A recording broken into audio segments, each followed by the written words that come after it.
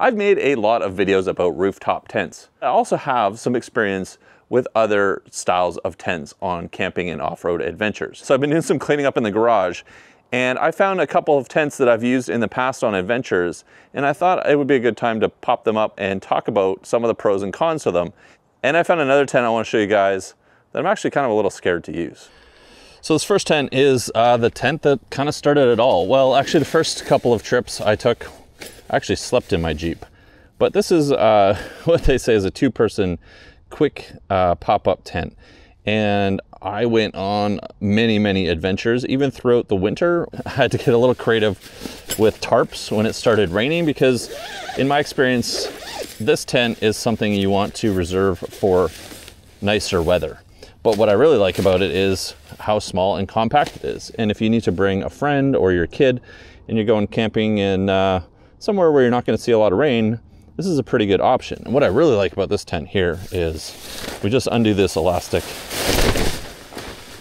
and it might be the only tent that sets up faster than my rooftop tent. And it takes a little bit of practice. Elastics. My daughter's probably the last one in here.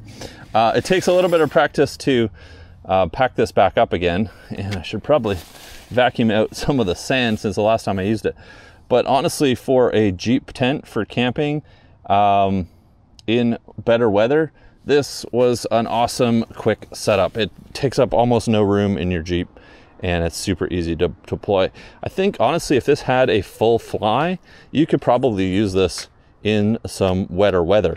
But what I did when it was raining is I put a ground tarp out, and then I would put a tarp staked out around it with a post or something that I could use to prop it up. And as long as the rain wasn't hitting the ground tarp or the bottom of this tent, the inside stayed perfectly dry. But it meant bringing a couple extra tarps with me on adventures. And I went to a lot of cool places with this tent, and I think it was only around $100. And let's see if I can remember how to close it back up, because that was the biggest challenge with this tent. If I recall, you grab all the edges, step on the bottom, and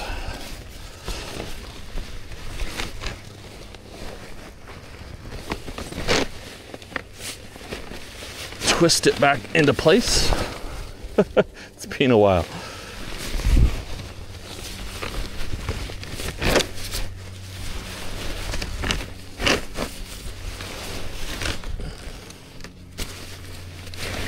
There we go. Fold it in, do that. Slide the tops on top of each other. Don't let go. And then somehow find the elastic strap to put it back to, so it doesn't pop open on you. Snow, rain, whatever, I put it underneath awnings and easy ups. And I mean, that's kind of a consideration. If you've got an awning on your vehicle and you can put this under it, it's sort of like a really easy to set up swag, which that is one tent I don't have here today. And I'm not a big fan of swags because I just find them way too small. Even compared to this tent, it's too small.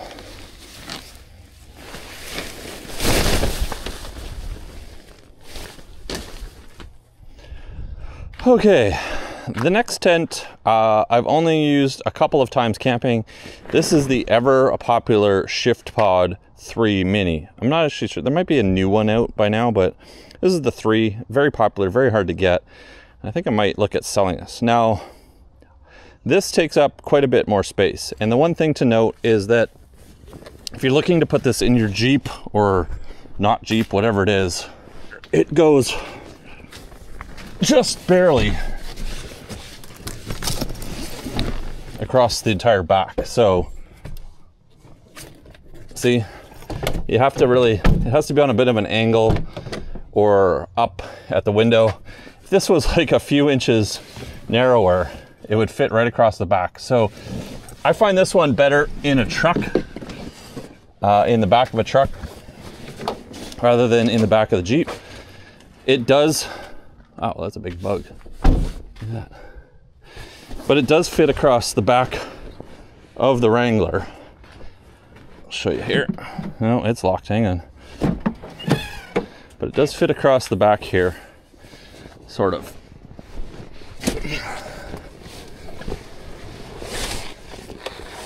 put it in on an angle, and then you can kind of wedge it in like that. It's not the easiest to get in. It definitely offers more than the instant pop-up tent that we have next to it here. However, with more comes more setup time and more weight. This is a little bit heavy to pack around and move around.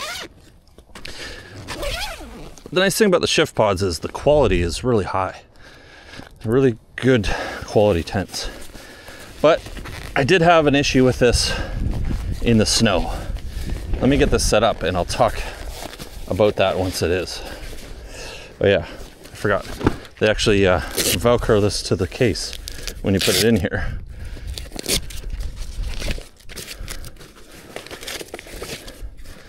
There you go. Unvelcro it from the case. Pull it out. Throw it back down on the ground. And we've got some accessories with this. There's a fly that goes with it. But we unfold this a couple of different ways. And once you've got it out of the case, the setup time is fairly quick. Let's see if I can remember how this goes. Pull the walls.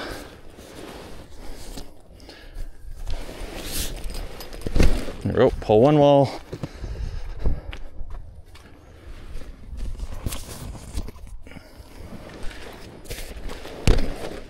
Pull that strap so it breaks. Okay. I think I have some replacement poles in here somewhere. Maybe. Oh, this is the fly. One of these poles, the orange or the gray ones, were replacements because one of the types of poles kept breaking.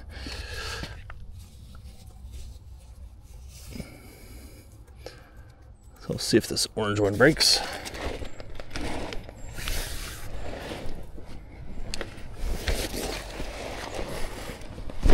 There we go. That side.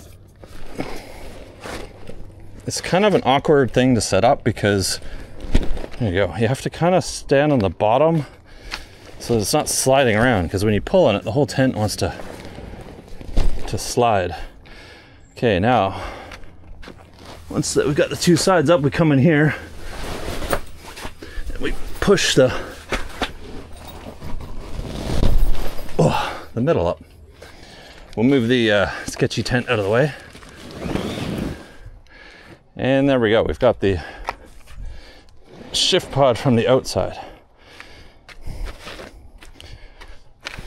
Now, you've got the one door here on the side, which is kind of an awkward door. It does have a screen on it. It Velcros to the side, and then you close it, but it's really kind of a small door.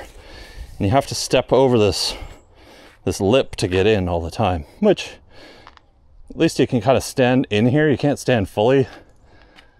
This is about 5 feet and I'm 6'2", so I can't completely stand up in here.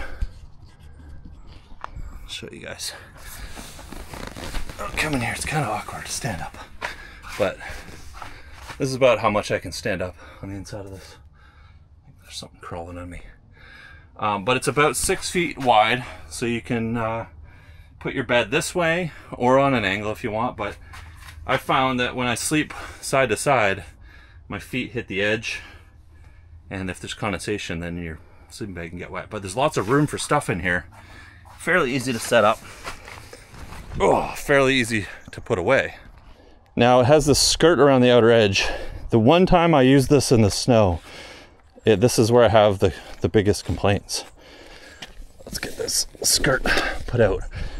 This was on a snowy adventure that Sean and I got. 2 feet of snow unexpectedly overnight, and the shift pod actually collapsed from the amount of snow on it. So you can see it's quite a bit bigger than the Instant Up tent. Instant Up tent is very basic. It is a summer good weather tent. No features like pass-throughs for heaters or anything like that. This has a lot more options. Now the outside is thicker material. It's pretty black out. You can't even see that it's daytime really when you're in there and all this is set up.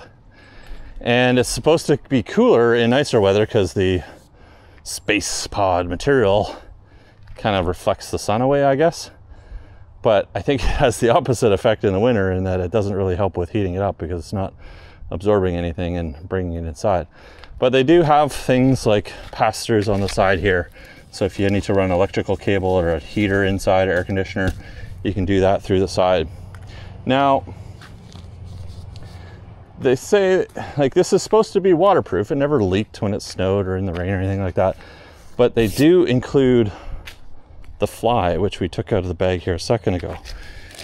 And so this is supposed to go over top for when it's really raining. This is an added layer of rain protection. However, here's my major problem with this. I'm not going to set this up, but the fly covers and goes over all the way to the sides here. And these are your only windows. You have no windows in the side of this to see out. You can't see what's going on. You just have these portholes, which you can unzip from the inside. And there you go. That's the only ventilation you can get in other than the door. I had the door closed. I had the fly over top.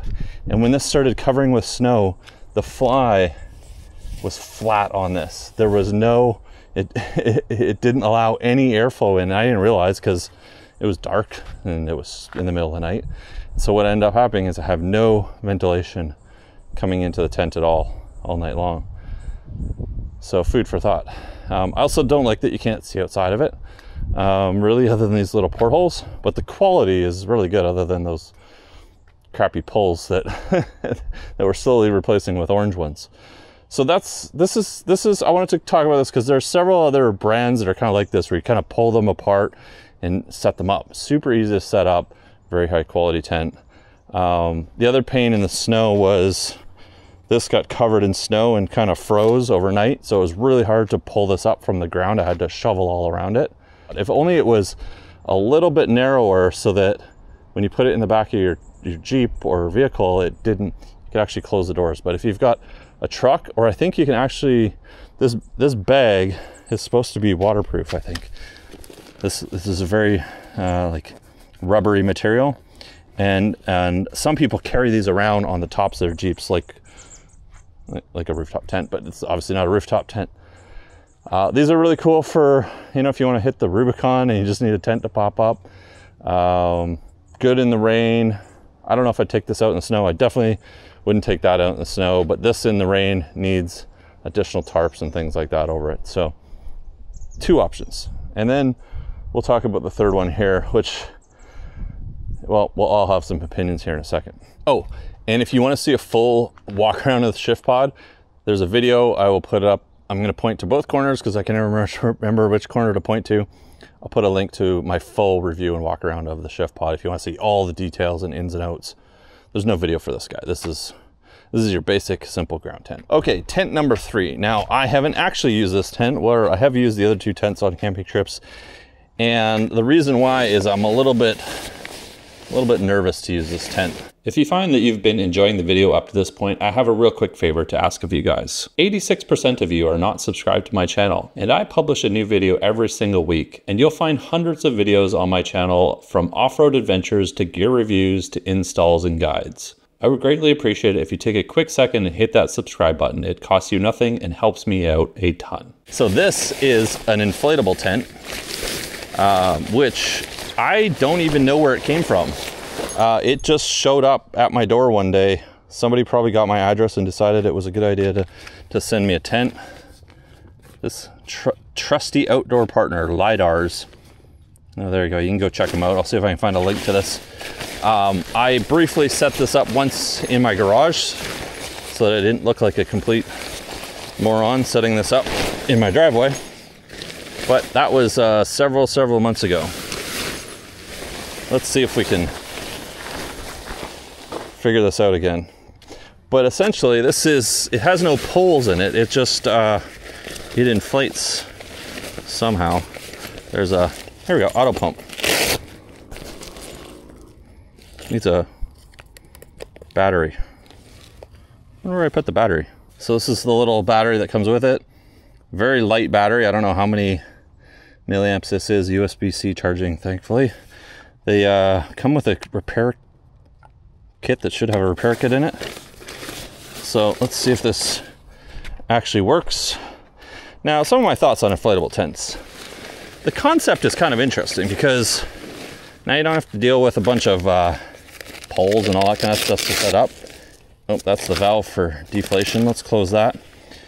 And you know, if you can just pull this out and hit a button and it inflates, that's kind of cool. But I think the big risk is, well, what if it has a hole? What if it lets the air out? I think that's the right way.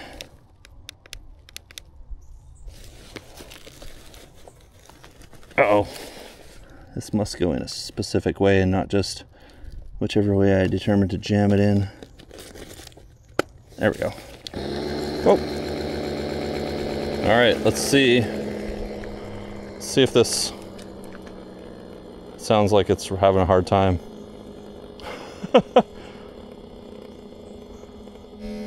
That is not love and life. Maybe it is. Let's give this a minute, see if it actually inflates itself with its built-in auto pump. Let's see if the trusty DeWalt can put an end to this. Turn that off. Let's see, what do we have? Safety valve, deflation valve. I'm guessing we can use the deflation valve to put air in here. Looks like there's a one-way valve there, so let's see how this goes.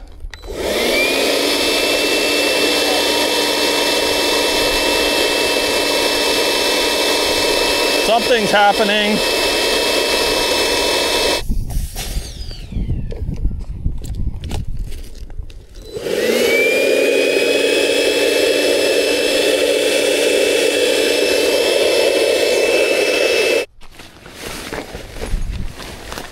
Feel like it might be inflated, but it's just tangled.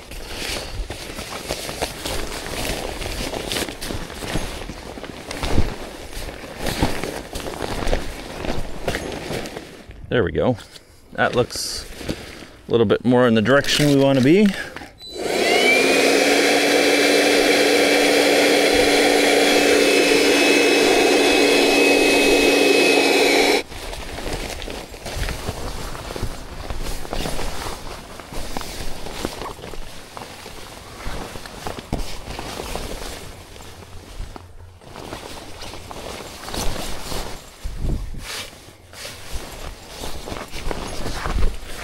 Okay, well, I've got some serious concerns with a tent that could deflate in the middle of the night and just completely choke me.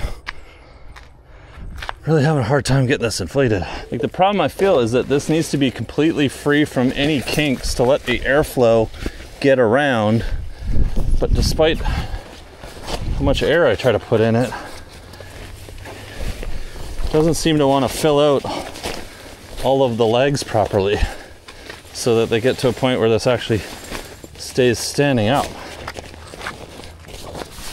And the tubes are just bending because they need way more PSI than it seems like the tent is willing to hold. Maybe if you held this up with the pump built in, that pump running, you could get this to stand up. But okay, after some creativity to make this stand up just literally for the thumbnail, it's kind of standing up. We had to have some help from our friends at Devos because I used the Light Ranger to hold this up because I could not get this to stand up on its own, and it's barely standing up in a breeze. So part of why I want to show this is to make you guys think about inflatable tents. I've seen more and more of these cropping up, and I've seen some inflatable rooftop tents come from companies. I'm not sold. Maybe some higher quality ones are better, but you still got to deal with things like having a pump, batteries, and what happens if it gets a hole and it decides to deflate itself. collapse down. I think I prefer the structure of some sort of pole system on the inside, albeit, you know, this is not as compact. Well, this is just huge. It could be more compact if it was more of a regular sized tent, but if it just compacts into a ball rather than a big long cylinder that we have to deal with, and make sure you have enough room to store that. But of the three of these tents, if I had to pick one as an alternative to a rooftop tent, I still think I would go with the Shift Pod. I just wouldn't be comfortable taking this out in the snow. But as far as like summer camping, good weather camping, you need a quick, easy tent to pop up, something that's compact in the back of your Jeep. Maybe you're on a rock crawling adventure. You don't want to have a whole pile of weight on the top of your Jeep like we have on the Gladiator. That served me many, many, many good nights sleeping in it. But when I started to use it in the winter, I had to bring tarps to put over top and underneath. It cannot go on wet ground. It cannot be heavily rained on. Maybe a little bit of a sprinkle, but I wouldn't trust it for much more than that. But it's super cheap. There might be some better ones out there now, but if that had a full fly, maybe some better material and packed up the way it does, great option. But I mean, you're talking like $100 and some odd dollars. I think these are around $1,000, maybe a bit more in Canada. I don't even know. I'm not even gonna look up the price. Don't buy inflatable tents, guys. This thing is absolute trash, and it's going in the blue bin after this video.